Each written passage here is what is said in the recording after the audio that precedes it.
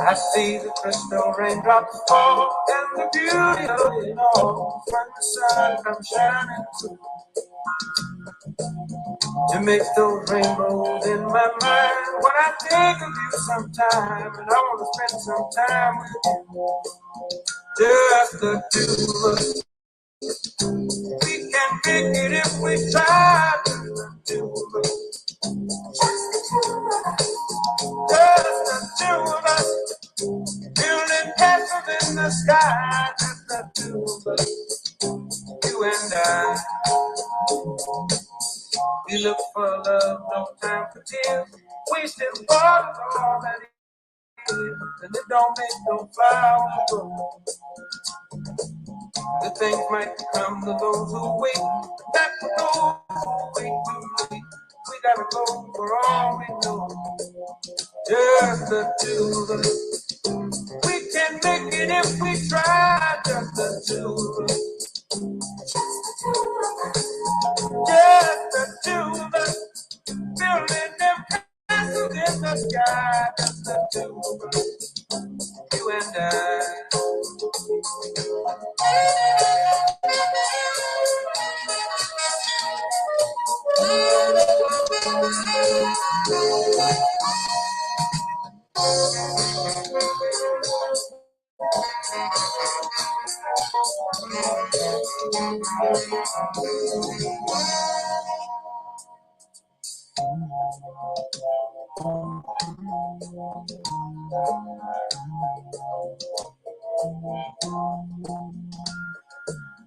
I hear the crystal raindrops fall on the window down the hall, and it becomes the morning dew.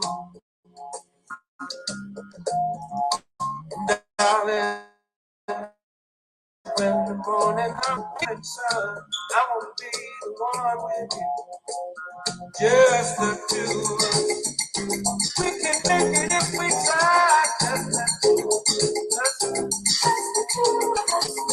Just the two of us. Building big castles we on high. Just the two of us. You and I.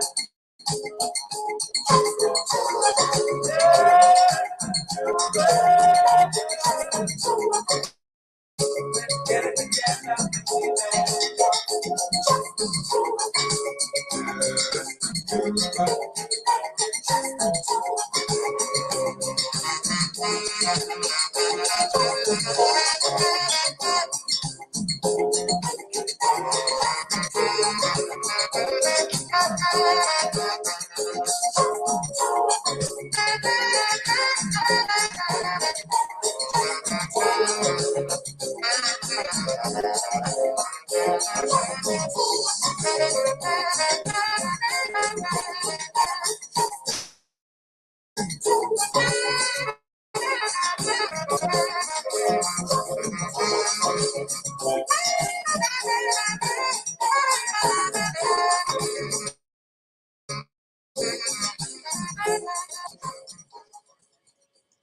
All right. Good evening, y'all. Good evening. Hello, hello, hello, hello. Welcome, welcome. Got to start it off with some Grover Washington featuring Bill Withers. Everyone, if you are new to the channel, we got to say welcome, and if you are coming back again, then we want to say welcome, welcome, welcome. If you are a returning subscriber follower, then please follow us again. On both types of videos, we got two channels that we are promoting right now, and that will be the Queen of Radio as well as the Queen Bees. We also got some newcomers. For the newcomers that is coming in from TikTok and LinkedIn, we got to say welcome. We want to know, we want you to know that we see you. We see you right there in the trenches. And also, we are never going to forget to continue to welcome Facebook as well as Twitter and anyone else that we have forgotten. I hope everyone is getting excited tonight because we got some more codes and we got a lot more jewels that we're going to be dropping about this corrupted government that everybody has been brainwashed with. And y'all know I am straightforward. I don't play no games. I'm just doing what I do best. But before I get started, I have to read my disclosure. All the music and all of the pre-recorded videos, I have no copyright intentions. The music is played for strictly entertainment and made part of a theme. So please be advised, I make no claim of ownership to any of the music or any of the pre-recorded videos. I also make no claims to the contents of the music that's going to be played or have been played this evening.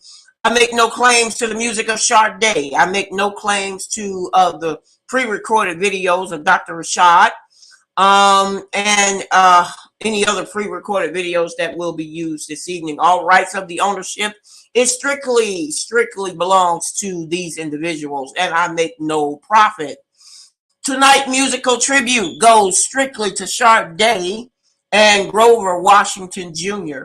So please do not forget to click like, subscribe to all the channels. And if you have any questions, comments, or concerns, you are more than welcome to come and join us in the chat room.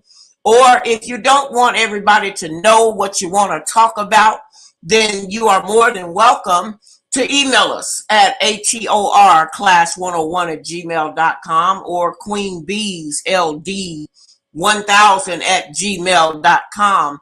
And to support both channels or one channel, the donation thing is on the screen.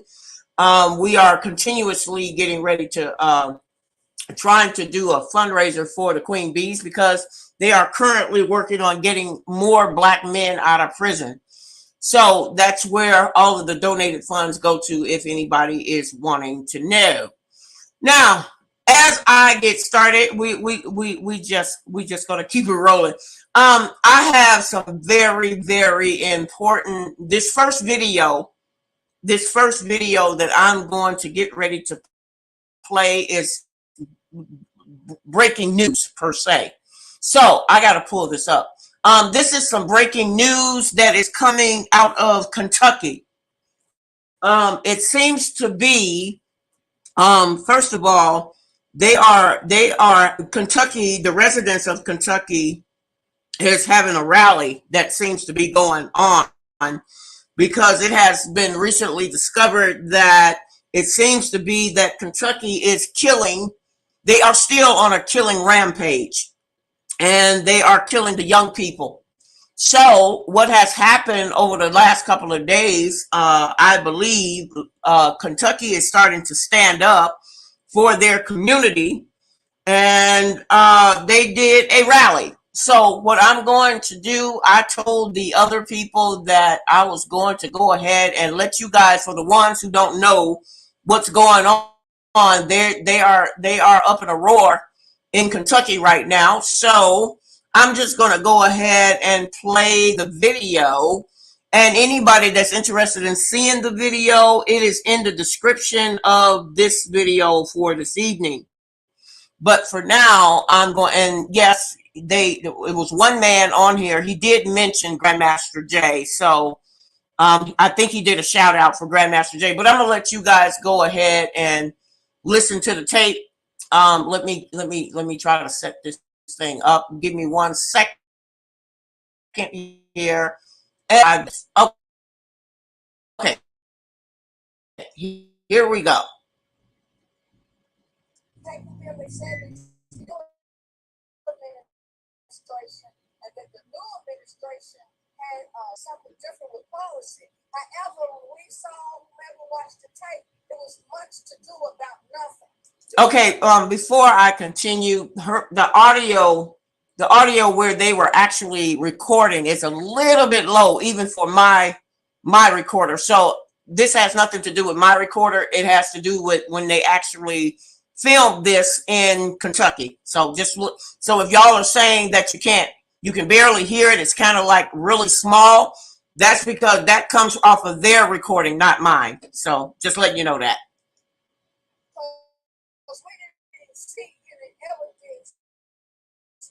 They had turned to the community. And what we witnessed didn't tell us much of anything.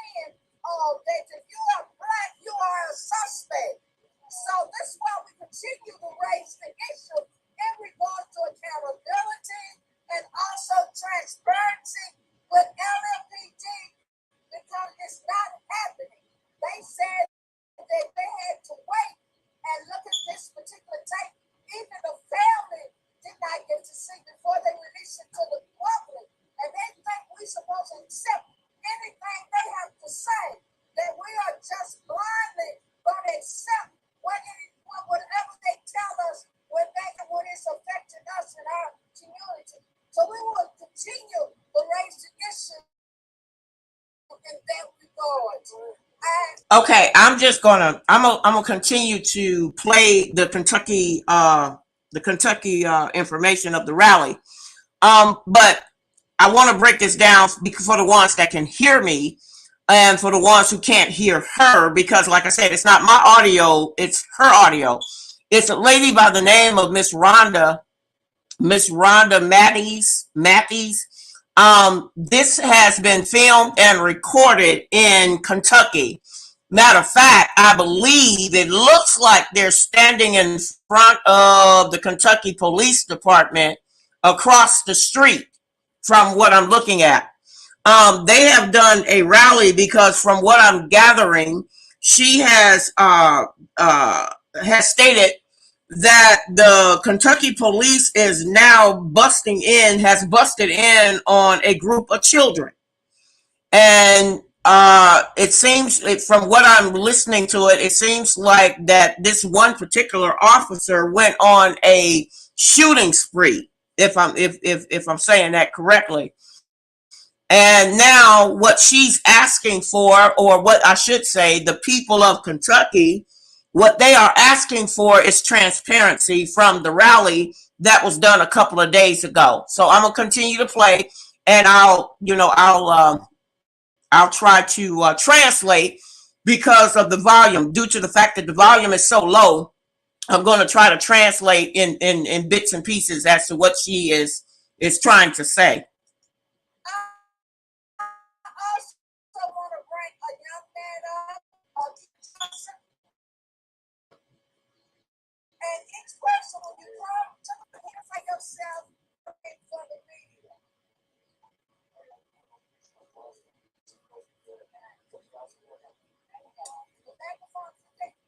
Yeah, they're having problems and difficulties with their mics. There's a young man that came up to the microphone.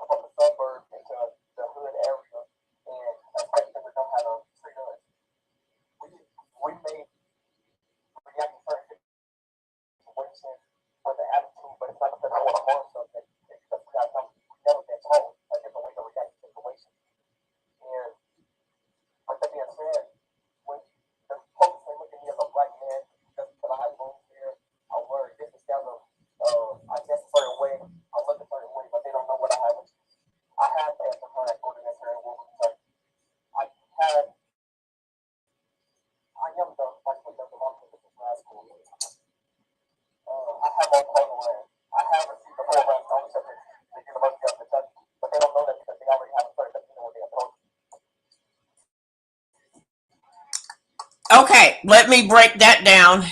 This was a very young student of a Kentucky school. I could barely hear what he said as far as the name of the school in Kentucky, but his name is Kashawn Johnson.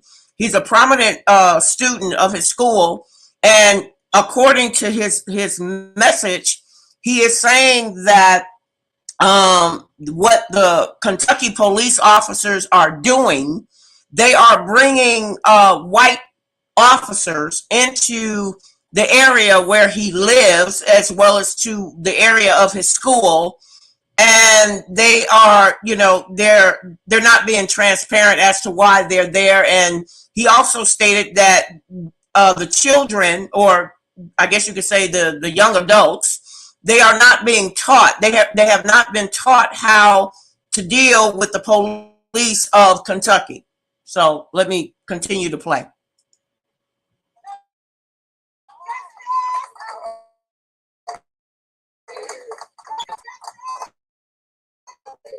Demetrius McDowell represent an organization called Bosses Not Bangers, and Keyshawn is the prime example of why I came up with this name. Because it's a state.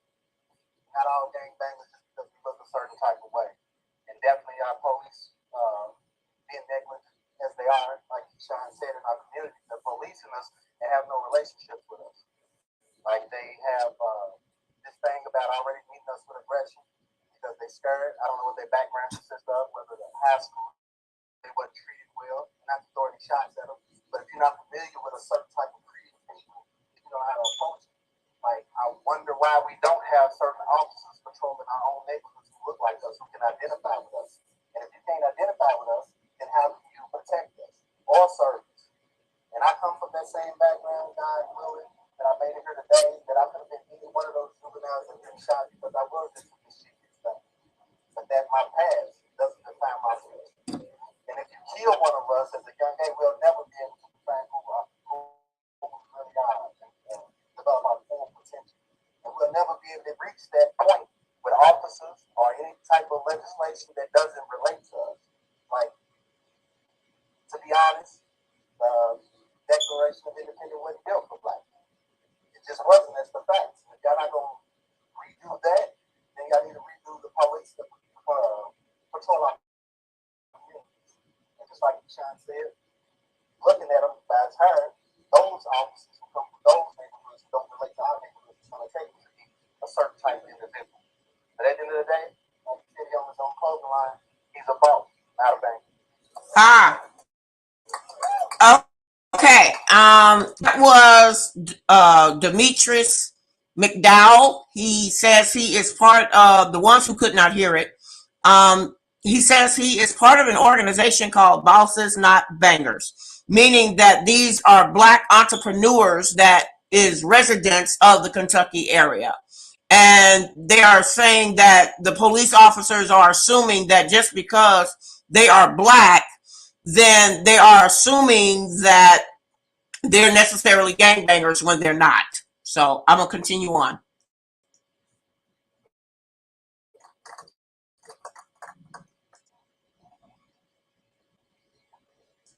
Greetings. My name is Grandmaster Khalid Rahim, founder and director of the Radio Federation Martial Arts Academy, the Arabian Nights World Competition Team. I had 15 kids that were supposed to come today, and my kids said I went this morning early and asked me, could they not be here? The parents asked, could they not come up today because they didn't want to be a mark for the police officers in retaliation for what they're standing up for. I got a problem with that. I have a problem with the officer never saying once in that video, I shot somebody. My car went off. Never once said it. They never once identified themselves as police officers. What they're dealing with, what we are seeing unfold right now is they put a cap on us as parents. And we can't discipline, we can't mold, we can't teach our children. But we love our children. We know our children, and we don't fear our children. But when we can't put into our kids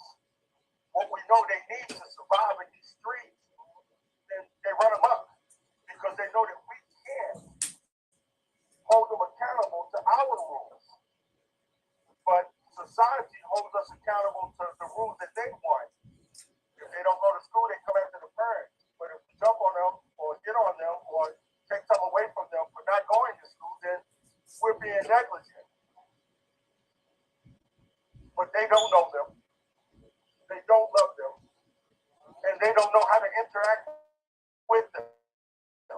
Unless they got their guns out and shoot. How do you teach martial arts when your children that you're teaching, or the students that you're teaching, is learning from a hospital bed, or they fear you? You can't. The teaching has to coincide with the learning capacity of the person that's teaching and learning can and will be accomplished. We know our children. We carried them for our women carried them for 9 months, and then we raised them together. You have no part of raising our children, even in the educational system. Everybody is failing us. Everybody has failed. And I'm saying until we get back together and hold everybody accountable for the upraising, the conditioning, and the training of our children, we will not have a future. And right now, the transparency is not clear. The teaching is not clear. The understanding is not clear. And we as people, humans, citizens of this society, it's not clear what we are. It's not clear what we are. You just treat us how you want to treat us, and that's how it's going to be. We would not stand for it anymore. We've done the thing about take our streets back. Let's take our kids back. Let's take our unity back. Let's hold those who are so-called in control accountable. And they need to be accountable according to what we know we need. You can't come and tell us what we need. And we're here. You read a bunch of books, or you talk to some people behind the corporate doors, and you come out with a plan, and you have not talked to us. We're crying out. Right now, the police department is in vain. It's not going to take a band-aid to fix it. We have to go in and find out what the problem is before we can start changing everything. And we have to stop having a meeting to have a meeting to have a meeting to fix it. Let's fix it now because we can. We can fix it. Give us our children back, right? Give us our control back of our family. Okay, that for the ones who could barely hear it, that was Grandmaster Khalid. He is the associated with the Arabian Night Martial Arts Federation. Basically, what he was saying to the people was that they're having a problem. The police is just running in on their children, and they are not having some type of dialogue. It seems like they need to have some type of dialogue that's going on with their police department down in Kentucky, because it seems like Kentucky is being abusive of their authority as well as being transparent.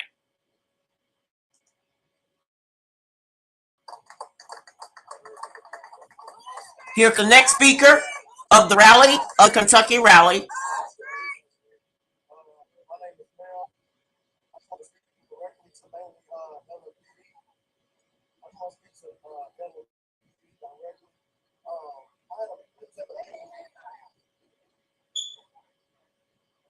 They can barely hear you, hon. Yeah, get that bullhorn. So I want to speak to LMPD. Last week I was at a meeting with Assistant Chief Humphrey and Colonel and I had a conversation with them. And quite honestly, as my brother just stated, the meeting that we've been having in this community with the cops in the city has gone on quite long ago. And it's not really changed. At this point in my life, I feel like, and I'm not even that old, but I just feel like this point is you're going to be transparent and hold yourself accountable if you're not. I told the assistant chief and the colonel that you all will never gain the trust and begin to work with the community if you won't start with yourself first. Asking the community to be accountable and asking the community to be transparent is asking kids. It's like asking kids in the household to be responsible if they do while the parents not. You have to start with the leadership at the top. And at some point, you have to decide whether or not you feel like anyone in your office can do wrong. If you can't start there, then there's no point in coming to the table for a conversation. You all use words, and Assistant Chief Humphrey got out there the next day, 24 hours later, to use words such as unintentionally discharged. And then he was asked verbatim, asked point blank, how did the gun accidentally discharge? Was the trigger pulled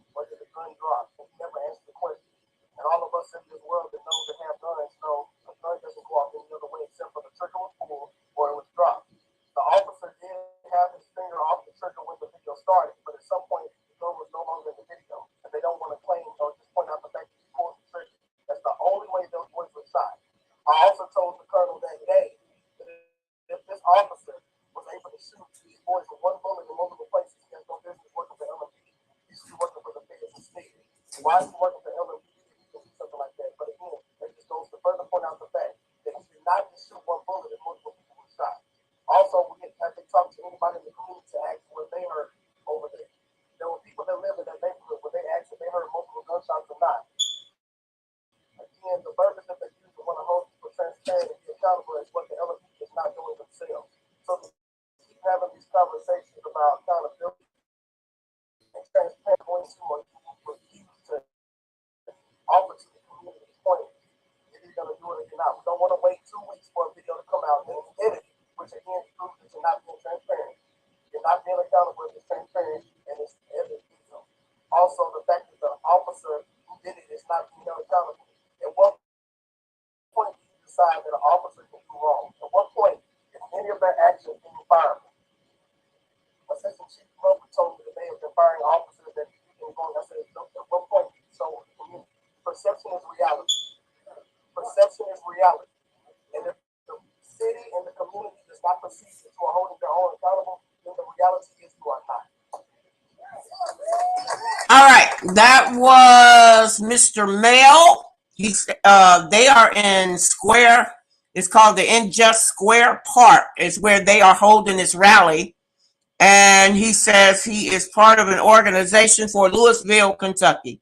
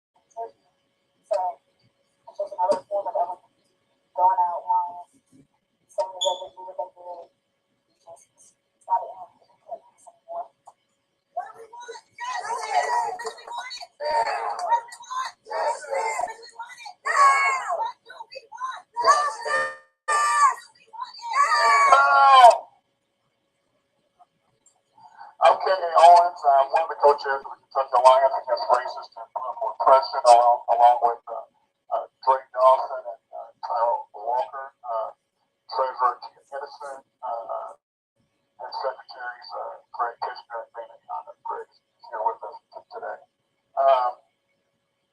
This is the first test, really, on policing in the Greenberg administration. And so we'll see now whether or not he rises to the occasion or not.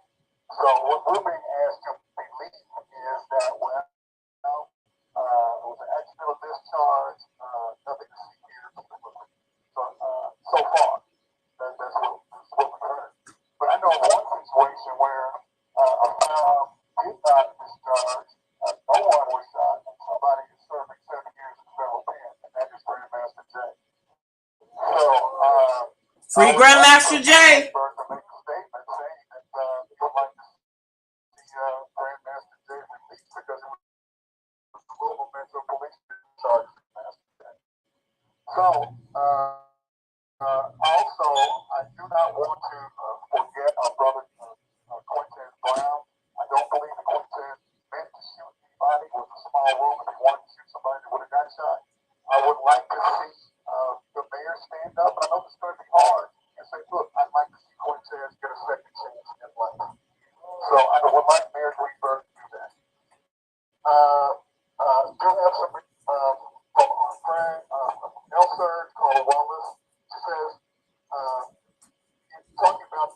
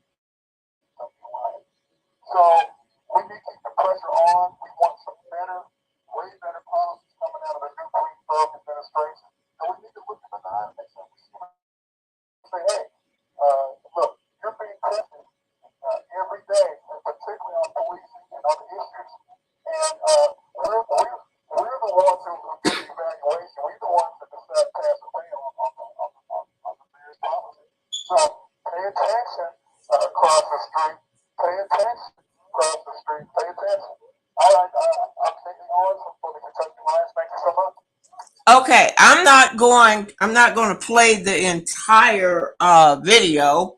I'm going to stop it there. That was Mr. K.A. Owens.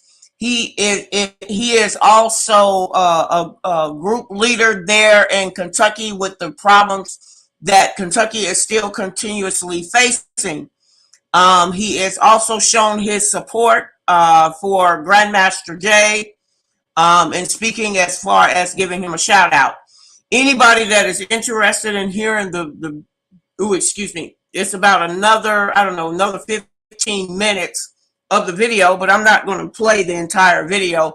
I'm just going to use, I just wanted to have this to be a part of a breaking news story to let everybody know that Kentucky is still in the need of help. And I had told the, and thank you, and it's also listed on Stay Live Stream.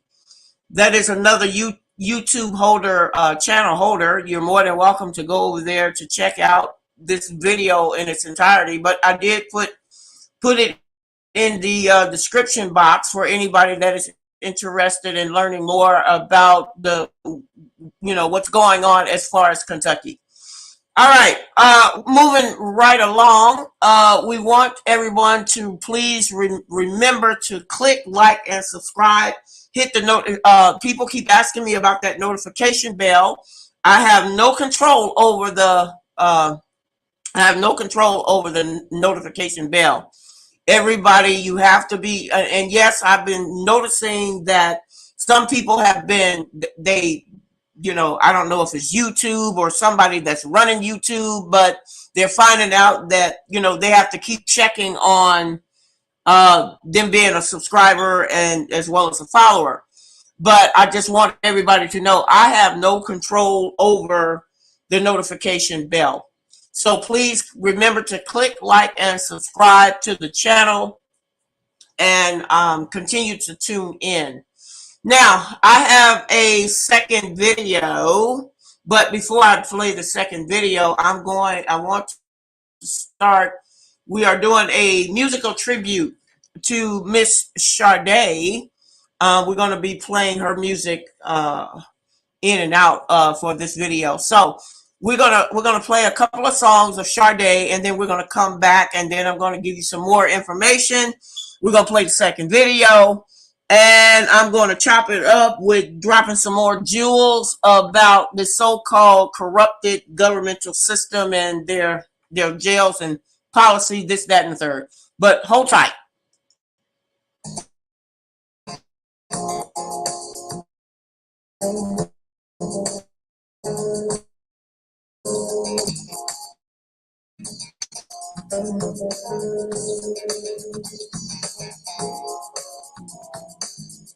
Always hope that you remember. Never really love the meaning of it all. What we have is strong and tender. So hold on. In the middle of the madness, when the time is gone.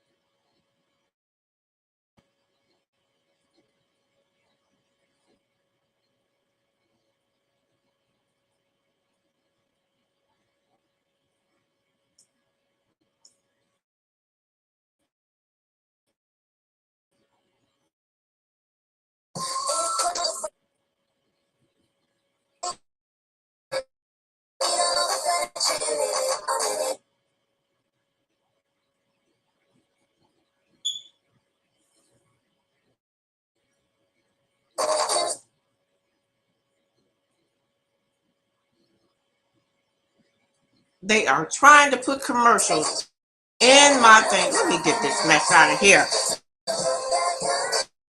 Uh,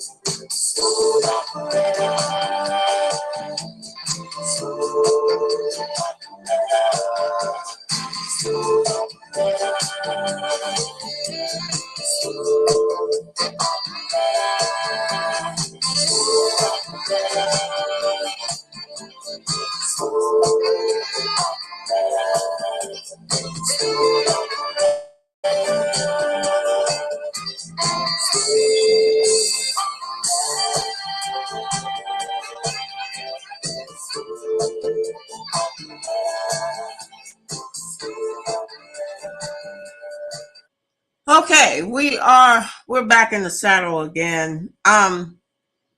We got a lot of ground that we got to cover this evening.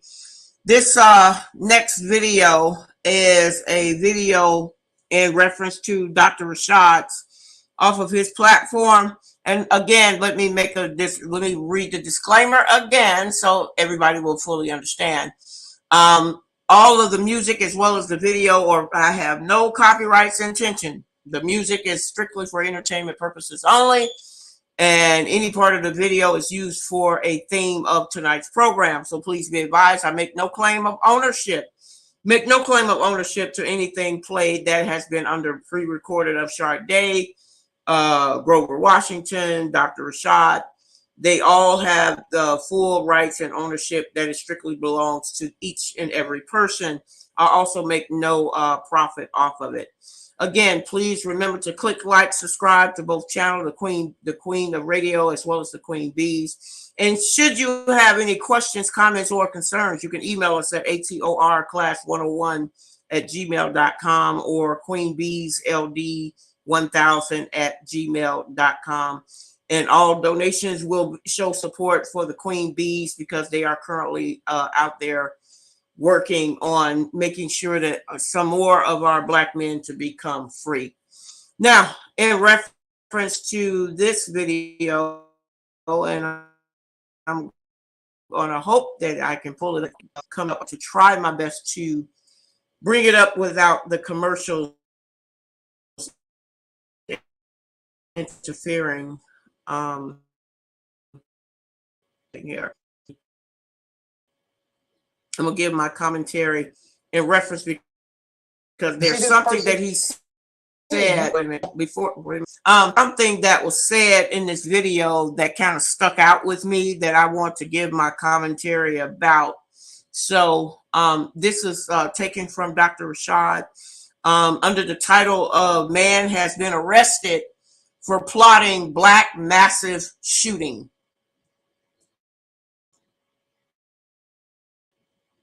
Was a killer. Okay. Man has been plotting mass shooting of Black people in Las Vegas after Hunter Holman lost his job at a Las Vegas call center. He allegedly attacked a black family with his car, used racial slurs, threatened to shoot other black people, and left a severed goat's head behind in an extended stay hotel. The car attack, let me explain that. Holman is facing 2 felony counts of assault with a deadly weapon, motivated by bias or hatred towards the victims, in a July incident when he allegedly randomly picked out a family, almost ran them over, and indicated he wanted to kill them. That's according to the Metro Police Department. There's more. Then you have a mass shooting plot. Let's go to February 22nd. Las Vegas police learned from the FBI in Arkansas that Holman was suspected of threatening to kill African Americans at a fitness center in Little Rock with an AR-15 rifle on the 9th of the month. After searching the department's database, police filed complaints from June 2022 of racial slurs, harassment, and death threats allegedly made by Holman against employees at Extended Stay of America hotels, leading to his arrest Thursday on suspicion of 2 gross misdemeanor counts of hate crime. There's more. Holman's behavior started soon after his May 16th termination from his job at a call center. He started sending text messages claiming to be Jesus and part of the FBI, and used racial slurs while making harassing phone calls to the call center, according to the police. On June 2nd, police said they received complaints that Holman showed up at the call center, made racial slurs at a manager, threatened to sexually assault another manager, circled the parking lot doing donuts in his car, and then decided to send threatening texts to employees. Oh, there's more. In September, Holman checked out as a guest from the extended stay on Maryland Parkway, where the manager reportedly found a goat head in the freezer, along with an extensive collection of knives in Holman's former apartment, he said. The manager told police that Holman made several menacing calls, and when Holman got the impression the manager was a white male, caller invited him to join his group, stating he was the king of the KKK. Holman was set now to appear in the Justice Court for a status check on March 30th for the hate crime charges. He is scheduled to appear in court again May 24th for the charges related to the July incident, multiple situations before this. And if he wasn't in jail now, probably more situations would be right here to report to you. Now, I know somebody, well, maybe he has a mental health disorder, possibly. There's nothing conclusive that says that. Everything based on narrative shows that he actually understands right from wrong. Now, please remember, a person's ability to stand trial is not predicated on some level of mental health disorder. You literally cannot understand the difference between right and wrong to be declared incompetent to stand trial. All of us have some level, some variation of something mental going on, me included. But the absolute determination for standing trial is your ability to understand what you did was right or wrong, or something massively different happening after your charge. That's a different dynamic. But let's be very clear. This was a continuation for many, many years. It wasn't until the FBI got involved and they were able to put some things together that others had not. Just like I'm reporting on him, finding this could be a different report, given the fact that this was not detected earlier and treated as a pattern. All right. Ms. Dahl, thoughts here? You know, I agree that. Okay. That's where I'm going to cut it off. What I found to be the first step is I'm kind of curious as to know what exactly was written in the complaints and who was responsible for the complaint, because y'all remember, as I teach in my class of codes on this YouTube channel, I tell y'all that it starts that triangle. Now here we go. Here we go. I just did this video. What was this, last week? In reference to, and for the ones who have missed it, the only thing I can tell you is that you need to go back to the video to watch it. I'm not going to give every detail, but I will say this. Part of that triangle starts at the police officer as far as what has been said, matched against whatever circular evidence. Now, what bothered me in this video, not that Dr. Rashad did an excellent job with it, but what struck out at me was the fact that they have labeled this white man, what they have labeled him as doing a misdemeanor. That's the word that kind of stuck out with me. This man has gone so far to pre-plan, and this was also said, he pre-planned on killing black people. Then they said that he was I think he said some type of relation with the Ku Klux Klan. Okay.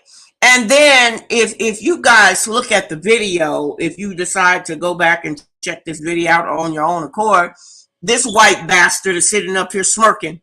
I have a problem with the smirk because of the way, and I've always said this, the way that a report is written up will determine the outcome. Now, in his situation, they have already, before you can even talk about sending this man to jail, this man has already, they have already put in the report that it's a misdemeanor. So you mean to tell me, and this is positive proof, you mean to tell me that this man cutting off goats' heads and having it to represent black people and this, that, and the third, and he's planning on, he planned on rolling them over with his car.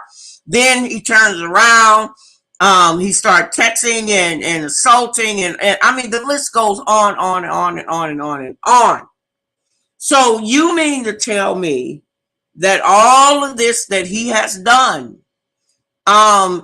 they're going to list it as a misdemeanor? Interesting. And he probably knows that he's probably, they use these big words like, oh, we're gonna charge him with manslaughter and this, that, and the third.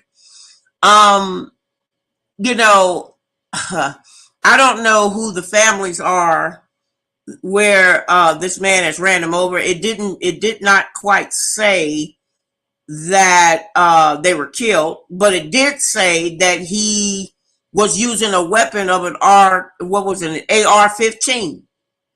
Okay, an AR-15, you used an AR-15, and you mean to tell me that through this whole process, this is going to be listed as a misdemeanor if somebody don't catch this and these errors at the gate. See, I've always preached this. I've always said that in order for anything to be shared or understood, yeah, that's the word I want to use. For any time for something to be fully understood, your foundation has to be on point. If your foundation is on point, then the rest of anything else, when you're building this house, and I always use that scenario, when you're building a house, you got to have a stable foundation, because it's not going to matter what type of windows you're going to put on. It's not going to matter how you're going to decorate the floor, or whether you're going to have a round or a square shower head. What's going to make the difference of that house is the foundation, and this also applies to everything in life. If you don't start with a foundation, then the rest of the house is going to be considered to be faulty. So I don't know who were the ones that I'm kind of curious to find out who were the ones that made out that police report, because already at the gate, and then so if he winds up shooting 5 or 10 black people, and then all of a sudden he gets off scot-free, don't be up. I mean, I'm not trying to be arrogant about it, but don't be upset because the foundation was screwed up from the gate. It was screwed up from the gate of it. So if you don't check that right here and right now, then you can pretty much hang it up for later. Because I told y'all, government has been working under corruption since the beginning of time. The black man has never been considered as a human being, and it's positive proof just from this case alone. He's like, well, we're just going to slap him on the wrist. We're just going to slap him, and he'll do some community service and he'll be on his way. But if you guys go back and look, this white man is smirking. He's smirking as if he already knows that they're not going to make too much out of this case. They're just not going to make much out of this case. So anyway, that was my second video that I needed to play. So now we're going to go. Oh, and it gasses me how the white oppressors, it gasses me how they feel like they cannot do anything wrong. They are set out, and even the Bible says this. They come to steal, kill, and set up to destroy. And this man had already, from the gate of it, he said that this was premeditated, and then on top of it, it was clearly stated that he was part of the Ku Klux Klan. So what is that going to tell you?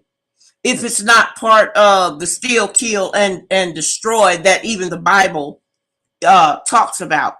I will also say this, for people like this. Now, I'm kind of unsure whether the black people in this story that Dr. Rashad had spoken upon, I think I missed that part. I'm not sure whether the black people got killed or they were severely injured or what the case may be. But I do remember hearing an AR-15. And in my mind, I believe that's a gun. That's some type of large gun. And then I heard the man running over these black people with his car. And according to the report, it was done on purpose.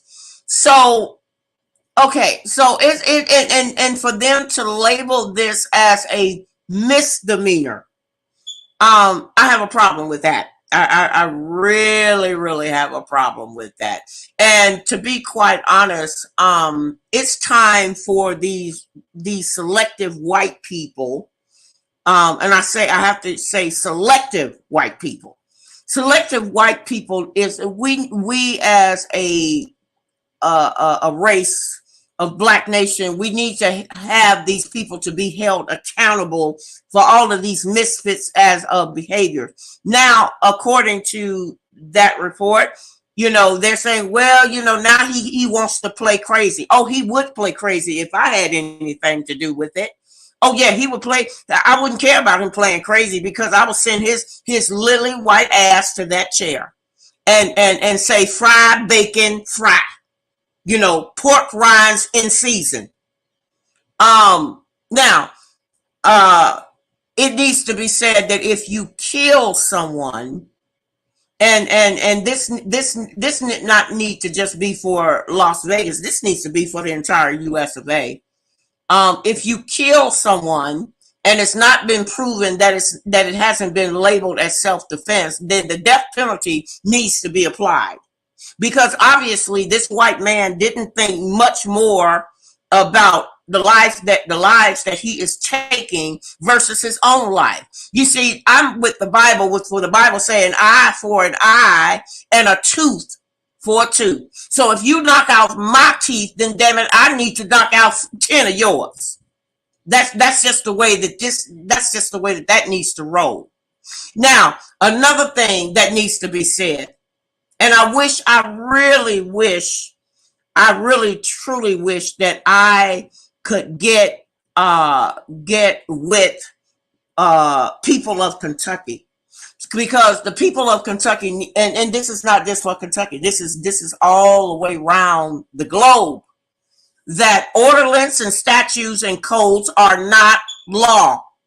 Let me say this again. Ordinances, statutes, and codes are not made law. And government has been brainwashing people in order to keep their thumb and keep their feet on our people's necks. So when all of these communities recognize and see that ordinance, statutes, and codes are not law, then maybe they'll understand why the police department, whether it be Kentucky's police department or any other state police department, the reason why they're not gonna ever get transparency. Let's just keep it real, folks. You're not gonna get transparency because, first of all, again, the United States Constitution wasn't made for not just black people. It wasn't even made for human beings. They don't care. They've never cared. So why would you think that they're gonna all of a sudden start to care now? That's just a food for thought. Okay, for all of my ones who love my classes, I'm getting ready to give you some information. If you got your paper and pen, now is the time for you to start taking notes for the jewels and the information that I'm getting ready to drop. I want to piggyback off of what I said on my last video. On the last video, we talked more. We did a brief talk, and for the ones who have missed, you got to go back to the last video. I like to say an educational class, a learning class, in reference to the triangle of the court.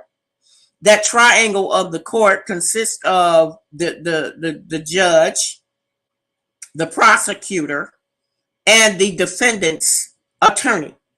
We talked about that. We broke it down. So, but there was one person we did not talk about from the last video. And I guess I should say that this is going to be a part 2. We did not talk about the bailiff. I'm pretty sure if you've ever been in a courtroom, you've noticed that there is a bailiff that stands there with a gun, and he has what I call a little pocket thing. It looks like a little corn purse.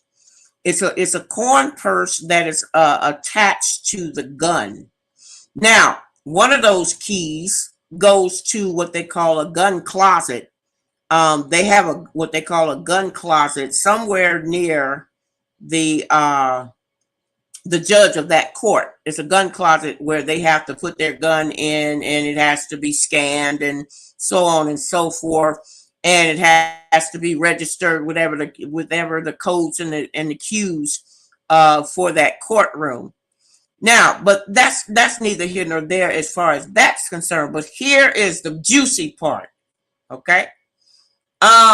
The bailiff, see, people seem to think that the bailiff is in the courtroom in order to protect the judge. That is actually, well, that's true, but it's secondary. While he is being what they like what we would like to call the bodyguard of the court, but he also holds the key to the money. Yes, the bailiff is the person that holds the key to the money.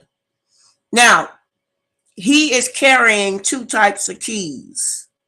One key has the code of PC on the keys, and another set of keys that is carried with OOP, which is called oops. Yeah. Now, let's give you a breakdown as to what the code PC means and the word oops mean, for the ones who like to be educated. For the keys that is labeled for PC, that is called petty cash. That is called petty cash. That is the petty cash key, where they keep all of the documents and the invoices for refunds that can be picked up by the court's clerk's office. Let's say, for instance, that defendant is coming to court in order to get a release of a bond or some type of winnings or earnings throughout that court. Well, that bailiff is holding that key to that box with that receipt that was already transported from the clerk's office in order for the judge to sign for the release of the release of the bond money that was held up.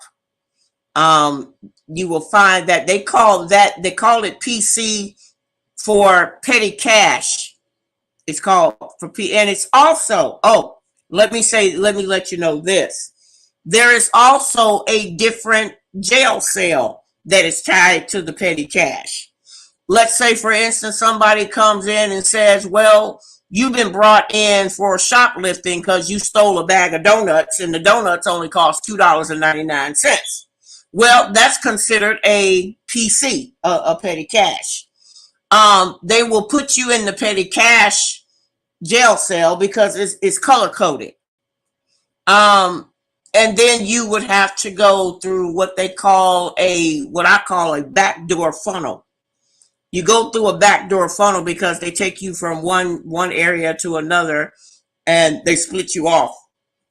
And the only people that can go back there are representatives or attorneys for the defense. Now, the next part is for the OOPs. For anybody that wants to know about what the OOP stands for, the bailiff carries a second set of keys, and it's usually marked number 2. The 2 is called the 2 set. It's called the 2 set of keys. Yeah, I see that. Thank you. It's called OOP. The OOP is called object of possession. And what that means is you are being brought in as a commodity and not a human being. And if you're black, they're going to have that code on there. There's going to be a code on the OOP keys, the 2 sets of keys called object of possession, which is also equal to commodity. It's going to also be under the code of SAND, sand. Let me say it again for the ones who are writing it down in their own personal journal. The code that is carried by the bailiff is called an SAND. These are used by the bailiffs. And what that means is it stands for see and now delivered. See and now delivered, the SAND, meaning that you are that person, whoever that person they brought in is going to another set of color-coded cell, because that black person, they're going to make money off of that black person. Now, and they know which black people that they put in those jail cells, which ones are marketable and which ones are not marketable. If you are white, if the defendant is white, then you get to go to another pod, is what they call it. A pod in the cell, and you don't get to mingle in what they call population until they can decipher on what color jail clothes you're going to be put in. And 9 times out of 10, if you are, I'm just using this as an example. If the colors is orange and you got some wearing green or gray or burgundy or whatever, that just means that that's the way that jail is color coded for how much your possession is worth. When I say possession, that means that I'm speaking in the subject of you being called a piece of property. You are a piece of meat. And we're gonna go down further and further as you guys are learning what it is. But to repeat that, the code SAND stands for see and now delivered, meaning that they got your ass already, and they're processing you to go to another set where you will be surrounded by other black men or black women that has a value. And then later on, that person will be able to mingle what they call population with different color codes of crimes. Okay? Now, yeah, I'm full of information. Yes, I am. I'm always full of information. Okay. Now, moving on. How much is a black man person worth? That's a very good question. Because government places a value on the nature of the crime as well as the color of the prisoner.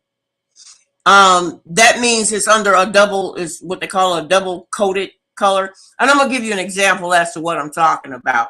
For the ones, if you want to use my example, please feel free to do so. A white man, let's use this as an example. A white man goes in for robbing a bank. Okay, the white people are not marked to government. White people are not marketable. Look, let me say that. White people are not marketable to government. Okay, because their race and their crime code is smaller than the ones of a black man with the same type of crime. Now, let's break this down even further. With the white code, and the white code is WHT for anybody that's interested. WHT is the white code, abbreviation for it. The white man has robbed the bank, okay? What he's going to get is 2 years in the Department of Corrections, and the little change that they make off of him is going into the Department of Corrections savings account. And that white man is going to do community service. Okay, let me say that again for the ones who missed it or coming in late or in the trenches. The white man is going to only do 2 years in the Department of Corrections, and they have set up a savings account.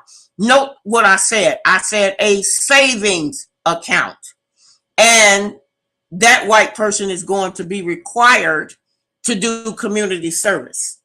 He's not going to, he's going to get permission to be the one that's going to clean up the highway on the side of the road.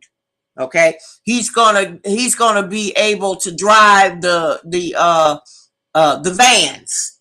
You see, he's gonna get what they call good behavior, and he's going to automatically be given good behavior because he's white, not because of the crime that he committed. Okay. Yes. Interesting, isn't it? Okay. Now, for some more information, and I will get into the chat room in a little bit, but right now I got a lot more information that I need to share for the ones who are interested in learning about codes and how the governmental system is so corrupt. Now let's talk about that same black man. Oh, excuse me, I gotta get some water. Usually Sweet Violet would be in the chat room to tell me to get my water. I'm getting my water, Sweet Violet. Okay. Now let's talk about the same black man that goes to jail for robbing a bank. All right.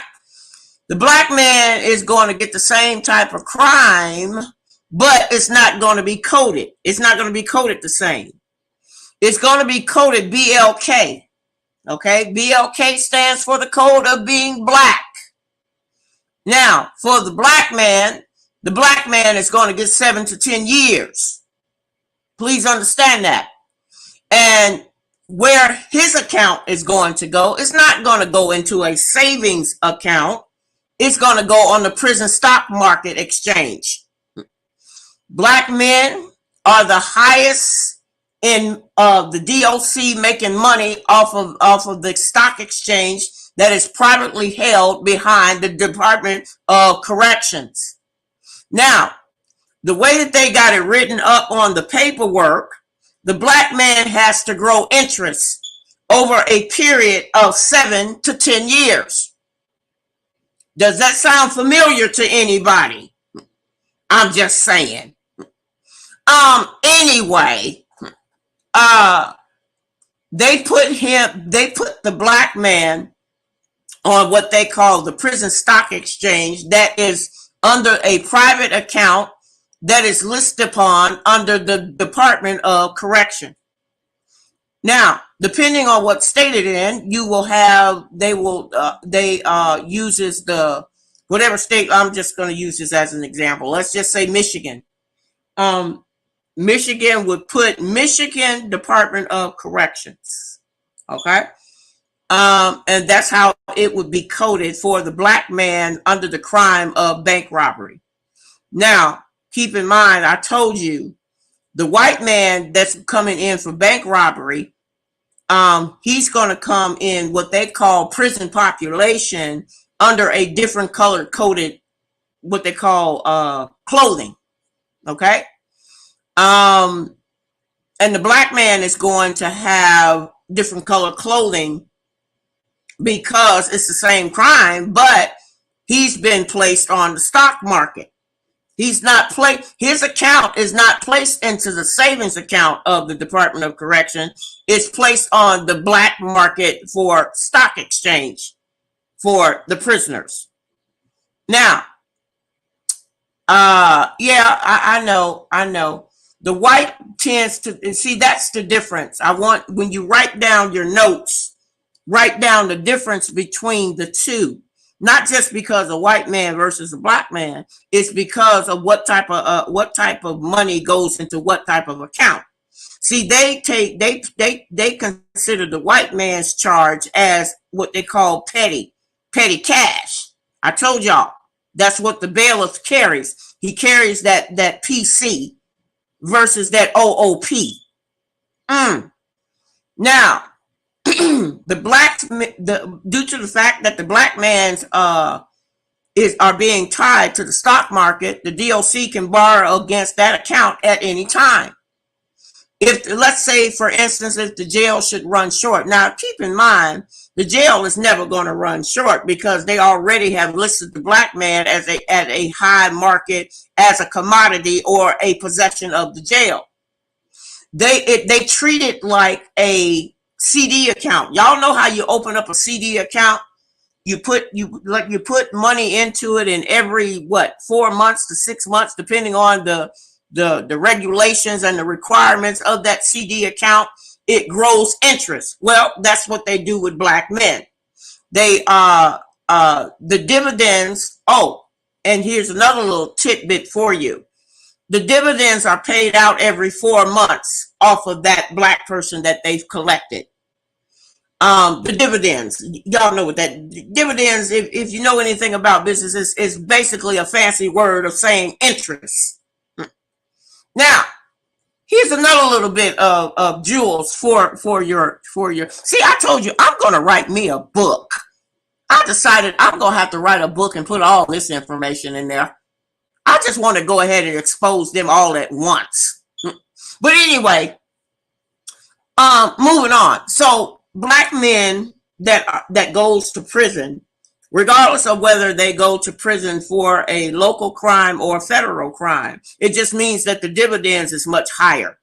That's all that means. The interest rate on that black person's head is much higher than it would if they were to stay in a local county jail. Now, and like I said again, the dividends are paid out every 4 months, and it's treated like, and it's written up like a CD. Now, where are they getting these all of these account numbers? I'll tell you. It's from the booking number of the person that they booked. That's the first account. And then the second account is their actual what they call inmate number. Somehow they have 2 accounts with that same person's name on it that they are pulling from. It's just like they may decide, oh well, we'll take so and so's name, and we'll put this money in the savings account, and then we'll take this other one and we'll put that back on the stock market. Wow. Huh. Okay, here's another code for you. I hope I'm not boring anybody, but let's say for instance, okay, let's say for instance that they had to go capture a prisoner from another state, or they had to move a prisoner to another state from someplace else. Now, what that's called a Department of Correction stock exchange of prison. Let me say it again. It's called a Department of Correction stock exchange of prison. That's also the code SEOP for anybody that's interested in writing this information down. It's called an SEOP. That's the code. This is where they split all who was originally involved. That means the judge, the bailiff, how the bailiffs get money from it. They give the bailiff extra money at the end of the fiscal year. And usually the fiscal year, depending on what state it's in, the fiscal year could be June or the fiscal year could be December, depending on that particular Department of Correction. But anyway, the bailiff gets his cut placed on his check and they write it, they put it down as a yearly bonus. Then they split up the rest of the money and the dividends with the prosecutor and the defending attorney. Oh, and you must know that the judge is going to always get his 50% cut. Moving on. Okay, so if anybody has ever know of anybody that has been moved from one state to another or picked up in another state, then those two states have to split up the dividends with the Department of Correction. So if so-and-so was picked up out of New York City and they have to transport that person back to California, then California and New York City is what they call into a split. It's a split of the SEOP code, which is the stock exchange of prison. So technically, okay, so basically, so technically every black man that is in jail is supporting the entire Department of Correctional system. Now, if the department, now here's a bonus for you. Wait a minute. Yeah, I see that. Thank you. People got stuff bringing me stuff. I'm sorry.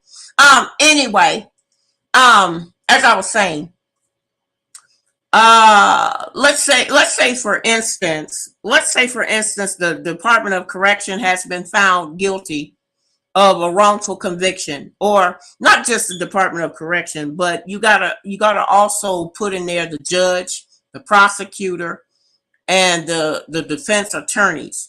If any of them has been found, or all of them has been found guilty of a wrongful conviction, the inmate, if he knows about this, he can demand a cash payout when he gets out, when he or she gets out. Let me say that.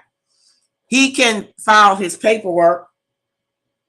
Yep, he can file paperwork in order to demand that he get a cash payout over the account numbers. He got to know his booking number. Well, let me say not he. I'll say he or she, because women do, they do have women that get locked up too. But in this scenario, over my 40 years, I've been dealing with strictly 100% men. So I'm not really, to be honest with you, I'm not really used to saying both male and females, and it's only because of my experience level. But anyway, the man or woman, in all fairness, they can easily demand what they call a cash payout for all of it, what it consists of, what a cash payout consists of.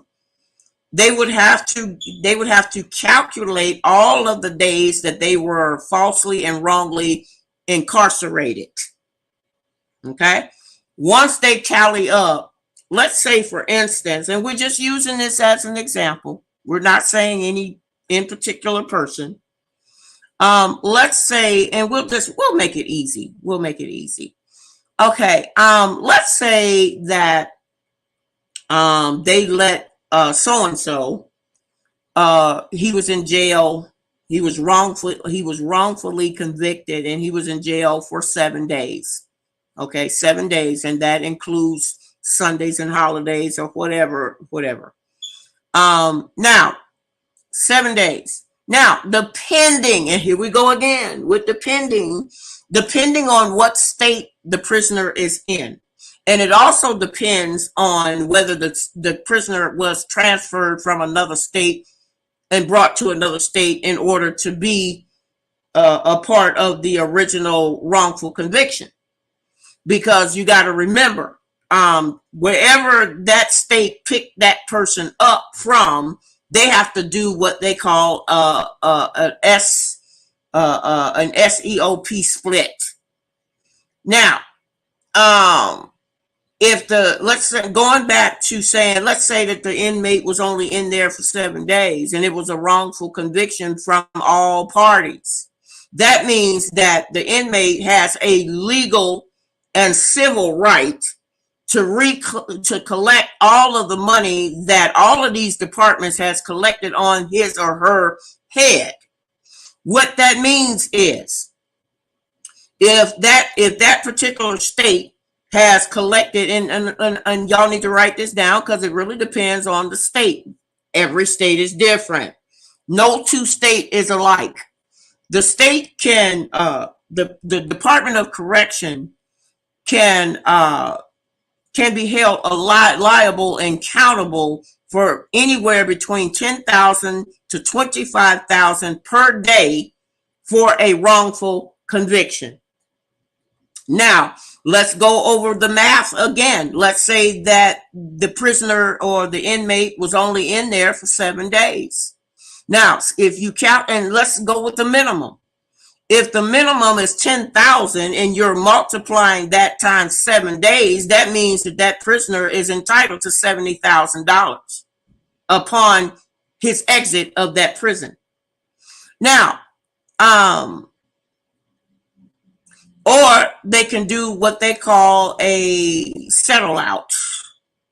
That's an SO for anyone that's writing it down. An SO means that the prisoner has decided that if the deal, this is what I mean when I talk about a deal. The prisoner already know that the jail has wrongfully convicted him. It was falsified. Everything was falsified, and they held him in their custody for 7 days. Now, if that state is he's entitled to that $10,000 per day. Now, what he can do is say, okay, well, I'll tell you what, I'll make a deal with you. I'll make a deal with you that you give me 50,000. I'll let you keep 20,000 in order for you to go ahead and make this release. Now, in the settlement, you got to say it's got to be stipulated in a what they call a prison clause. The prison clause has to say that you can't come after this man for nothing else ever, no more. Because if you do come after them, then that means that you can file a claim against the what? The insurance company of the prison. And the insurance is going to have to pay not only what they have already collected on that person, but they're going to also have to pay the balance of what was originally owed from when they took the prisoner in the prison in the first place. So he or she can settle out on 50 grand. We're going back to this example, y'all. He could settle out on the 50 grand, settle for 50 grand, and take that $20,000 cut or whatever percentage that they talked upon or agreed upon, and not say a word edgewise. That's how that works.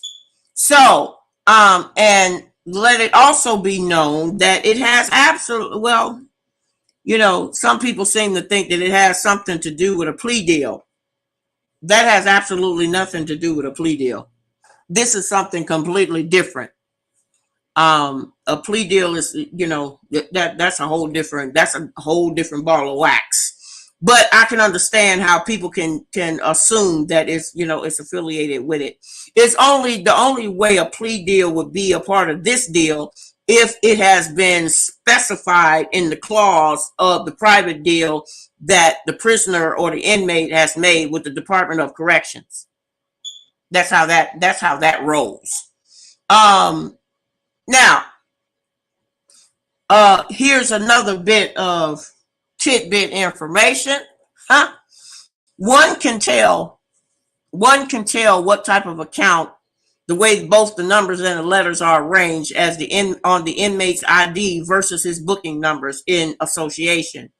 In order for you to tell what the codes were used for that inmate, you would have to get that person's booking number along with their cell, the cellmate ID number, which is also a combination of the two accounts that they have held in that person's name with the Department of Correction, which is the reason why.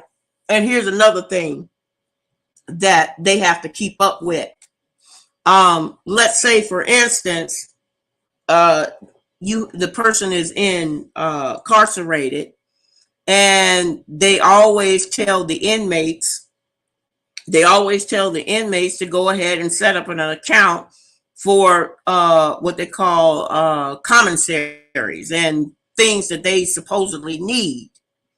That money is held against. They usually put a lien against that money in order to fully operate, or not fully operate, but continue to operate the Department of Corrections.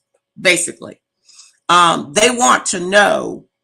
They make it mandatory for them to know how much somebody is sending you or sending that person. They need to know that, so they can make it work against the stock exchange that person is already on.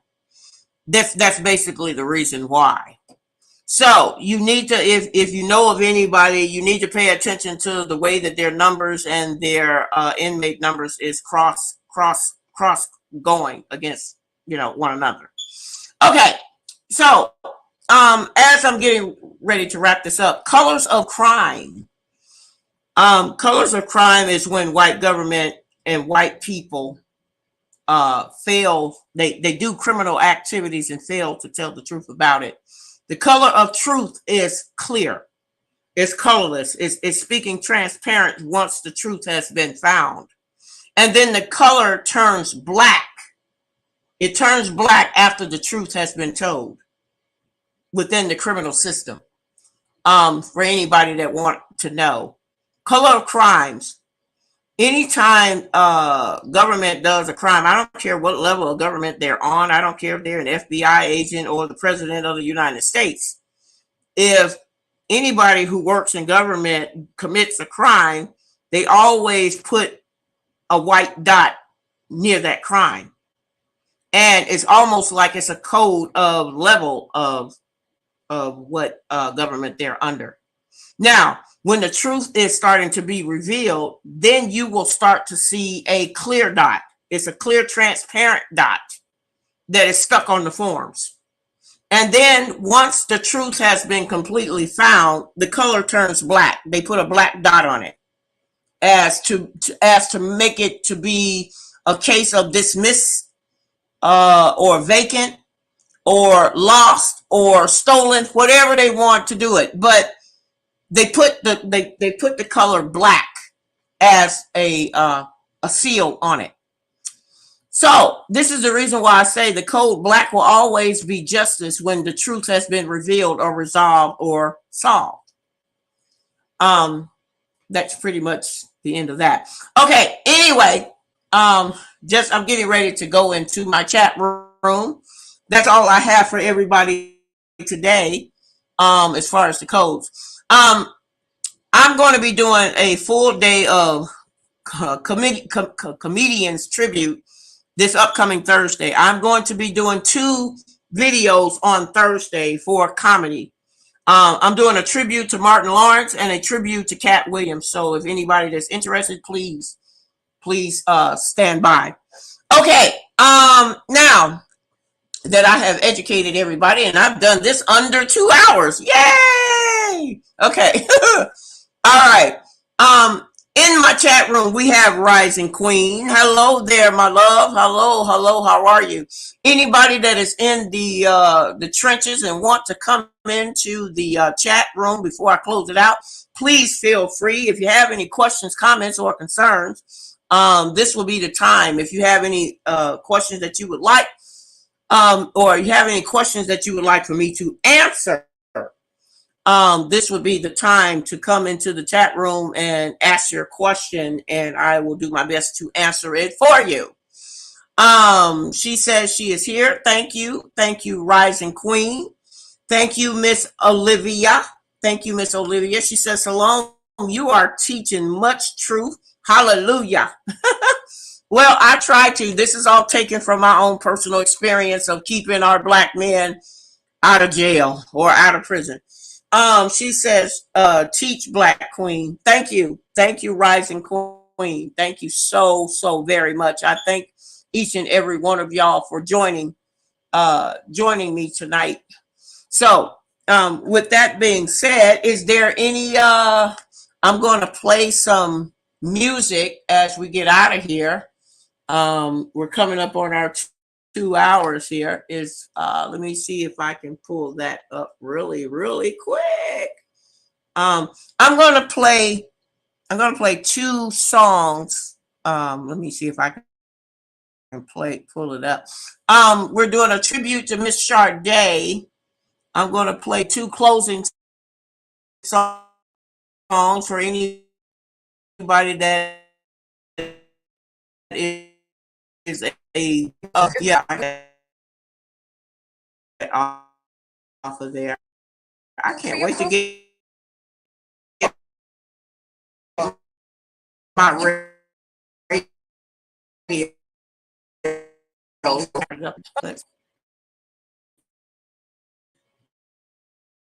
It doesn't want to play, or it doesn't. Oh, okay. It's trying itself up there. Okay, but before I do that, I just wanted to make sure I was able to pull her up. Okay. Going once, going twice. Is there any more comments, questions, or concerns that I can answer for anyone? If not, then I'll see you hopefully I'll see everybody again on Thursday when I do a double. I'm doing a double program for comedians. It'll be strictly comedians. Martin Lawrence. I'm doing a tribute to Martin Lawrence and Cat Williams. Please click like and subscribe. Tell a friend. Invite a friend. And we are going to. I guess I don't see anybody, so I'm trying to slow down. And try to give people enough chance to write their comments in before I get out of here. I'm going to play 2 more songs before we get out. And again, since I don't see any additional questions or comments, I'm going to let Miss Sade take us on out of here.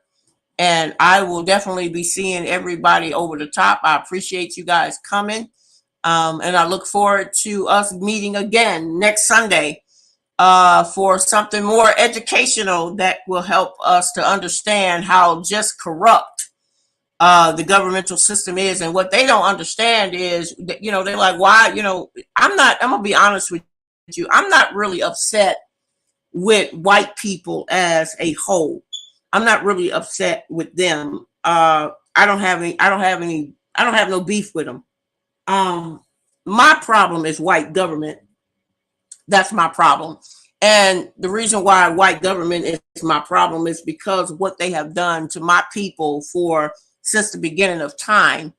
So it's not that I have any, beef with, everyday citizens or everyday people. It's more like having a problem with white government is my problem. And, we as Black people need to find a way to solve it. So, but with that being said, if I don't have any more questions, comments, or concerns, I bid you all peace, love, and double deuces, and we'll let Sade take us on home.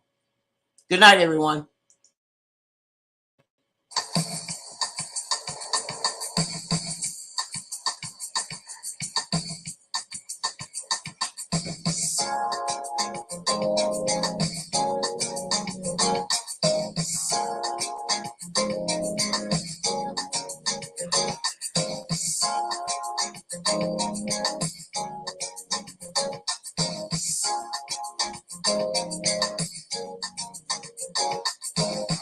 If I tell you now, will you keep on everything? If I tell you how I feel, will you keep bringing out the best in me? You give me the sweetest taboo.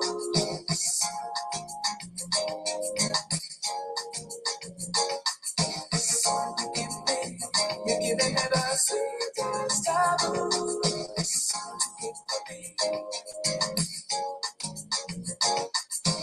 There's a dark storm, and I never felt like this before. There's a dark storm, that is you. There's a dark storm, and you never felt this hot before. Give me something, I still lose my baby. Give me the sweetest taboo. That's why I'm in love with you. Give me the sweetest taboo. That's why just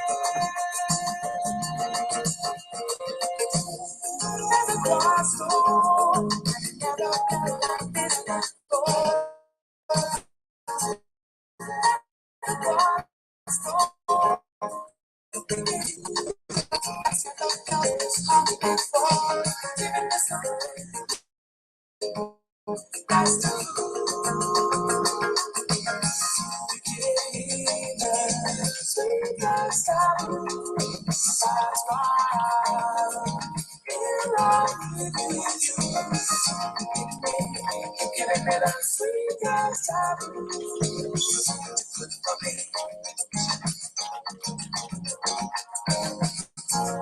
You got the biggest heart. Sometimes I think you're just good for me.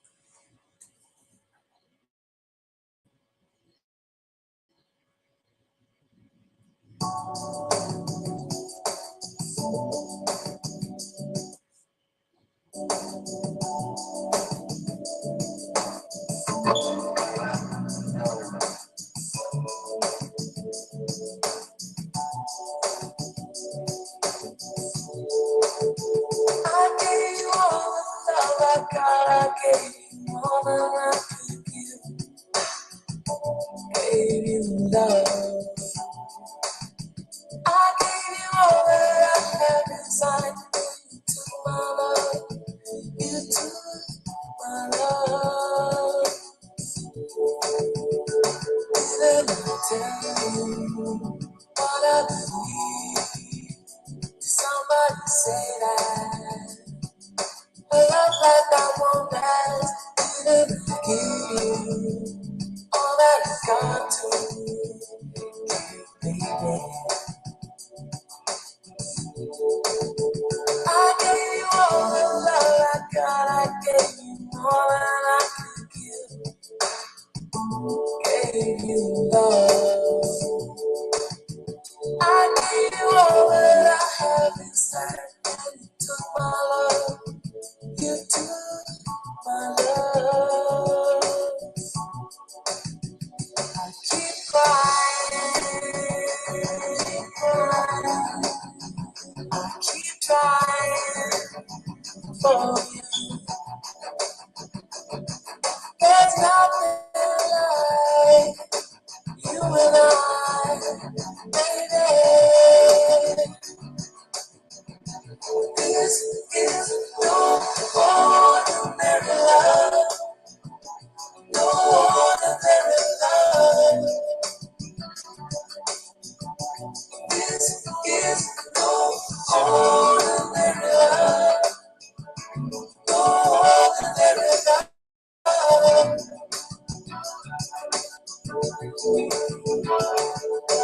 When you came my way, fighting every day, your sweet smile.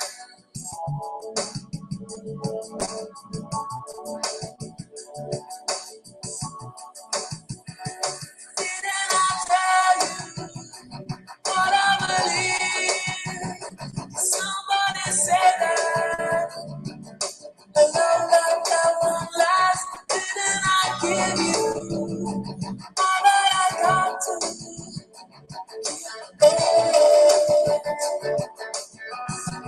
This is no ordinary love, no ordinary love. This is no ordinary love, no ordinary love.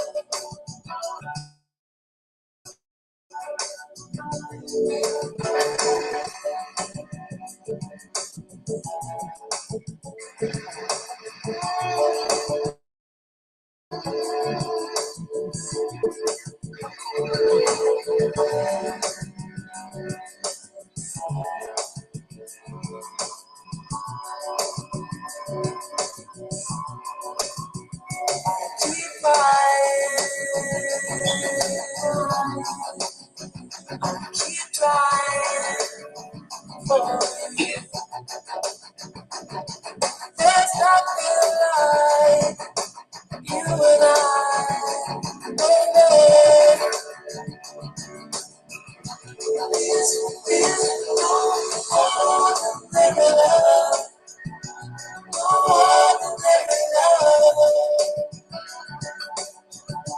This is no ordinary love, no ordinary love.